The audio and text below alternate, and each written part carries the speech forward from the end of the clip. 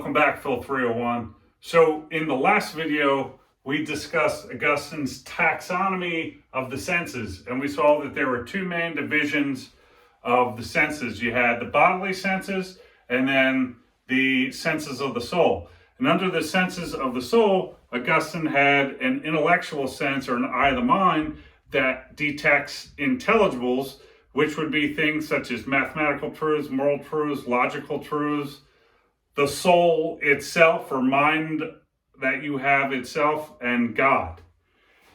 In this video, what we're going to do is look at 4 arguments for an intellectual sense that Augustine makes. I will say at the outset that, again, as usual, there's lots of material that we're going to cover. I'm going to write it out on the board and we're going to talk it through together step by step. And I've also included on Canvas a supplement which has these arguments typed out for you, and you can print them out and meditate on them and think about them and review them by yourself. It will be located under the File tab on Canvas.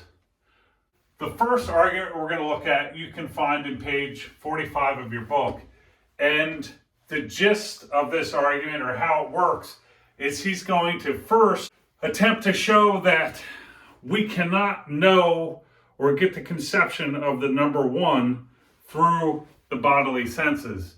And after showing that, he's going to show you don't know any number through the bodily senses, essentially because you don't get 1 through the bodily senses, and all other numbers are composed of 1. So if you don't have an understanding of that, or you can't come to know 1 through the senses, then you can't know any other number through the senses, through the bodily senses. Therefore, there must be some other sense by which we grasp the number 1 in particular, and all numbers generally. So the first argument, premise 1, if we come to know 1, or the number 1, through the bodily senses, then something in the bodily senses would be 1. That's to say, some material or physical object would be 1. Premise 2, but nothing in the bodily senses or nothing in the physical world is truly 1. Why? Premise 3, for every material object we perceive can be divided or has parts. You may say, well, what about an atom? Even atoms can be divided or split. Or say you come to some object that can't be physically divided. It still has a top, a bottom, a left, a right. It still has some kinds of parts, and in that sense, it's not truly 1, Augustine says. Number 4, and nothing that can be divided or has parts is truly 1. Therefore, we do not come to know the number 1 through the senses of the body. You can't do it, because there has to be something that's truly 1 in the physical world, which is what the senses of the body detect, but there's nothing that's truly 1 in the physical world, because everything in the physical world can be divided or has some kind of parts, and in that sense is a multiplicity and not 1 in the true sense. Now, premise 6, if we do not come to know 1 that way, that's to say through the senses of the body, Augustine wants to hold we do not know any number that way. Why? Well, as he says in 7, for every number gets its name for how many times it contains 1. So what is 2? But 1 and a 1. What is 3? 1 and 1 and 1. And so on for the rest of the numbers. So if you don't come to know 1 through the senses, and every other number is composed of 1, it's essentially a certain iteration of 1, then you don't come to know, as it said in 8, we don't come to know any number through the bodily senses.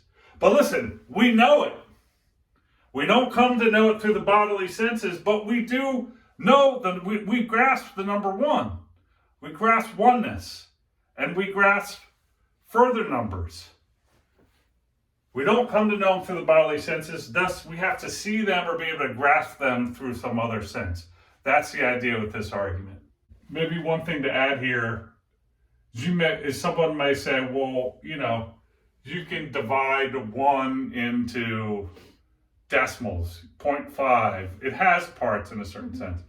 Someone may say that, but you're not talking about the notion of oneness that Augustine is talking about. He's talking about oneness in the sense of something we can grasp.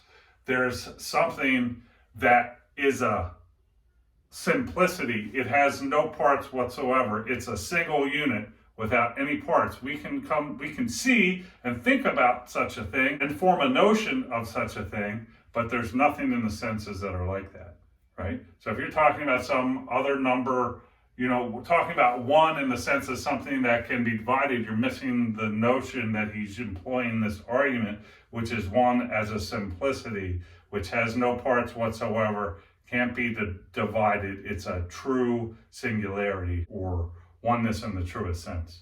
The second argument we're going to consider, you can find on pages 45 and 46. Whereas the first argument aimed to prove the reality of an eye of the mind by showing that 1 in particular, numbers generally, cannot be grasped by the bodily senses. The second argument aims to show that there's an eye of the mind by showing that we can see or grasp a principle about numbers, a mathematical theorem, which cannot be grasped by the bodily senses. So this is how it runs. Premise 1, however far any number is from the beginning, its double is in turn that far after it. So let's take our numbers here, 0, 1, 2, 3, 4, and so on. Look at 1. 1 is 1 step from 0, and its double, 2, is 1 step from it. 2 is 2 steps from 0, and its double, 4, is 2 steps from it. 3 is 3 steps from 0, and its double, 6, is 3 steps from it. And so on with all numbers, right? As Augustine says in premise 2, we see or know that the order or the principle expressed in premise 1 is true for all numbers. That's to say, for any number, however far it is from the beginning, its double is in turn that far after it. Now, premise 3. If we knew that the order expressed in premise 1 is true for all numbers through the bodily senses, then we must perceive all numbers through the bodily senses. As Augustine says in premise 4, but no one perceives all the numbers through the bodily senses, for there are infinitely many of them. Right? You'd have to perceive them all so you could go, check them and go back and forth, make sure that that held true. But no, we can see that that holds true for all numbers. 5, thus we do not know this principle through the bodily senses. 6, well, either we see it or grasp it or know it through the bodily senses, or we do so through the eye of the mind, which also sometimes calls reason or an inner light. 7, therefore, we see it through the eye of the mind. That's to say, there is such a thing as an eye of the mind. Why? Because there's things that we see that we can't know through the eyes of the body. The third argument we're going to consider can be found on page 44 of your book. So the way that this argument is going to work, it's going to show that there's a feature of objects we perceive through the bodily senses that mathematical truths lack.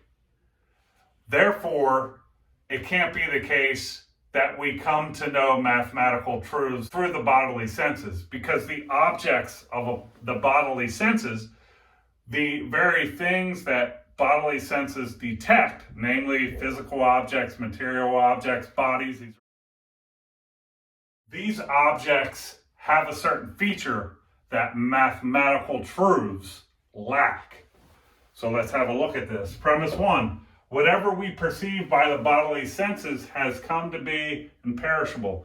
Remember, the bodily senses perceive material objects or aspects of the material objects, and Augustine takes material objects to be created, and hence to have a time they come into being, and to have a time when they pass out of being and perish. But mathematical truths, such as 7 plus 3 equal 10, have not come to be and are imperishable. There was never a time when 7 plus 3 did not equal 10. And there can never be a time when 7 plus 3 does not equal 10. That truth has not come to be, and it can't perish. Again, that did not destroy the truth 7 plus 3 equals 10. All that did was destroy our representation of it. The truth is still there. We can still think about it and meditate it and destroy anything but a representation there.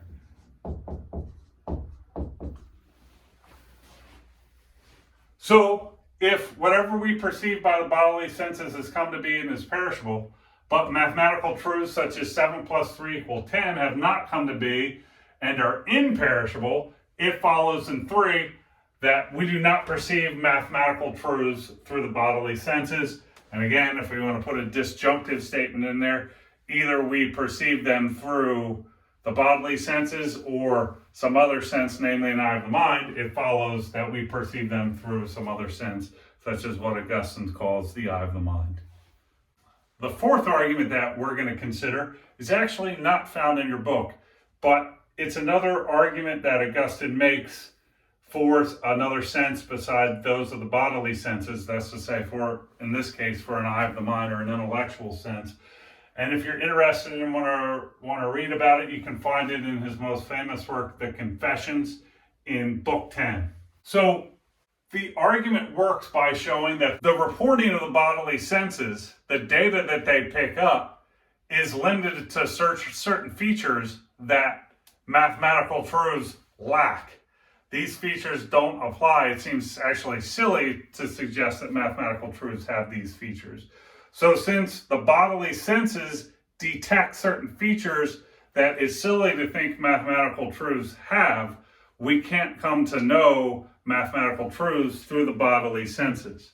So let's look at what Augustine says in the Confessions. Premise 1, the bodily senses report color, sound, scent, taste, and feel.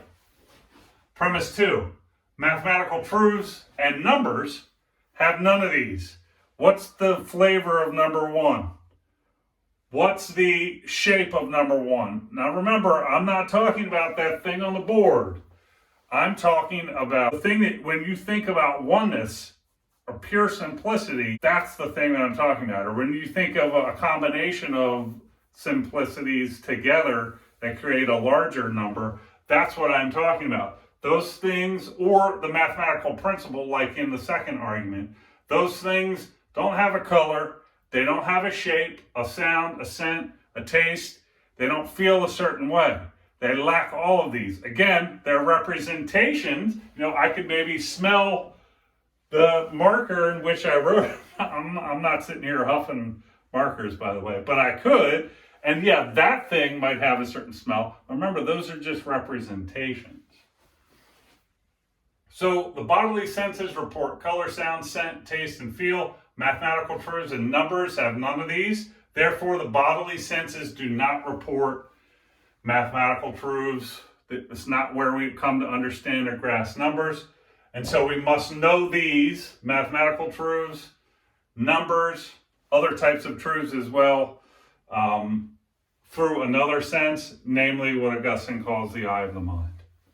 So in this video, we discussed 4 arguments for an intellectual sense, or for what he sometimes calls the eye of the mind. In the next video, we're going to look at Augustine's argument from truth for God. I'll see you in the next video. Dr. K out.